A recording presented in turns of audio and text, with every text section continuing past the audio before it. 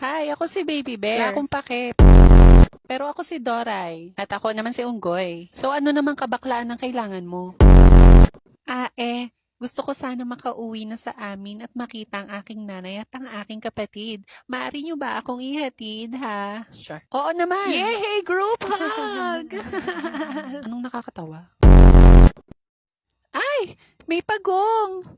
Mukhang hindi sila makaalis kasi hindi niya magising yung anak niyang tatanga-tanga. Tulungan natin gisingin ang kanyang anak. Isigaw natin na malakas. Gising pagong! Di ba sabi ko laksan nyo? Isa patang ina nyo. Gising pagong! Ayan, nagising na ang putat. Tara na. Napakasarap talagang tumulong, lalo na sa mga nangangailangan, di ba? Oo nga. O bakit may pag-ikot, be? Saan kaya ang daan papunta sa bahay ng lintik na baby bear na ito? Pag pinili mo ang pula, ibig sabihin tanga ka. O sa asul? Saan kaya? Tama! Sa asul! Tara na, ihatid na natin ang mukhang unggoy na bear na ito. Oo nga, mas mukha pa siyang unggoy kesa sa akin. Ganon. Tara na. Mama! Mama! Andito na ako! Anak! Napabuka ka na ako eh.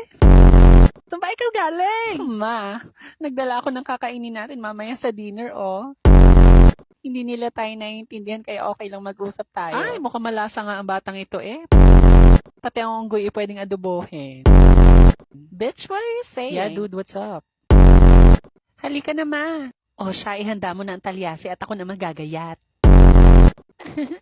Oh my gosh, let's go. Halina kayo.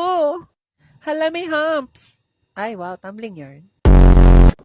Maraming salamat sa inyong pagtulong. Bye, bitch! Ay, may dagang mukhang tao.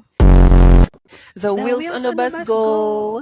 Ay, nakalimutan din namin nakasunod. Kasi papansin kayo.